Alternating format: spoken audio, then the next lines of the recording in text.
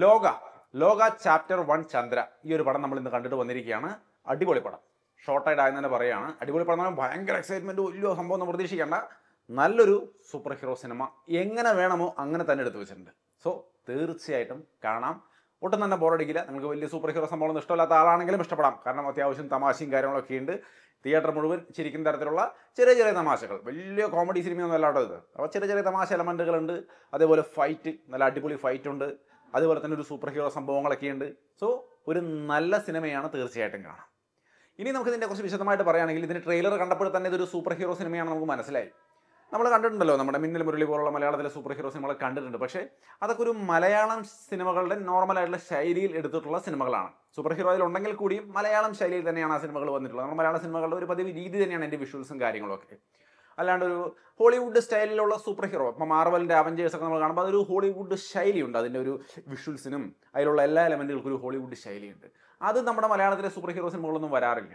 പക്ഷേ ഈ പടത്തിൽ വന്നിട്ടുണ്ട്. അതായത് പക്ക ഒരു ആവഞ്ചർ മൂവിയാണ് നിങ്ങൾ കാണാൻ പോകുന്നതൊന്നുമല്ല സംഭവം. പക്ഷേ ഏറെക്കുറെ ഒരു കിടിലൻ ഐറ്റം എന്ന് തന്നെ പറയാം. നിങ്ങൾ കണ്ടാൽ ഉറപ്പായിട്ടും ഇഷ്ടപ്പെടാൻ എല്ലാ സാധ്യതയുള്ളൊരു പടമാണ്. നല്ല ഫൈറ്റ് സീനുകളാണ്. ഫൈറ്റൊക്കെ കല്യാണി പ്രിയദർശൻ തകർത്ത് അഭിനയിച്ചിട്ടുണ്ട്. ക്യാമറ ആംഗിൾസ് ആയാലും വിഷ്വൽസ് ആയാലും മ്യൂസിക് ആയാലും എല്ലാം അടിപൊളിയാണ്. ഇത് ഞാൻ അടിപൊളി എന്ന് പറയുന്നതിൻ്റെ ഇത്രയും ധൈര്യപ്പെട്ട് പറയാൻ കാരണം എനിക്ക് ഇത് ഇഷ്ടപ്പെട്ടു എന്നുള്ളതാണ്. ഞാൻ ഇംഗ്ലീഷ് സിനിമകൾ കൂടുതൽ കാണുന്ന, ഈ അവഞ്ചേഴ്സ് സിനിമകൾ ഒരുപാട് കാണുന്ന ആളാണ്. എനിക്ക് ഇഷ്ടപ്പെട്ടു. എൻ്റെ വൈഫ് ഇത്തരം പടങ്ങൾ വലിയ ഇഷ്ടമുള്ള ആളല്ല, പക്ഷേ പുള്ളിക്കാരിക്കും ഇഷ്ടപ്പെട്ടു.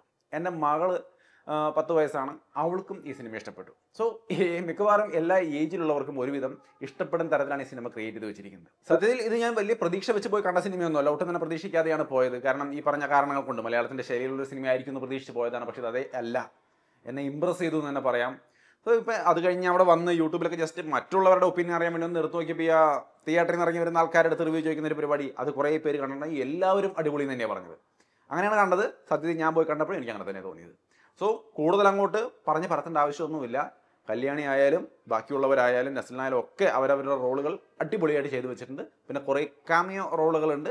വലിയ സംഭവമൊന്നുമല്ല, എന്നാലും അതൊക്കെ ചെറിയ ചെറിയ സംഭവങ്ങളിൽ ആ ഒരു സമയത്ത് അതിങ്ങനെ ആ ഒരു കാമിയോ പ്രസൻസുകൾ വന്നപ്പോൾ നല്ലൊരു ഇത് എന്തൊക്കെയാണ് ഇതിനകത്ത് സംഭവിക്കുന്നത് എന്നുള്ളൊരു തോന്നൽ പെട്ടെന്ന് വരികയുണ്ടായി.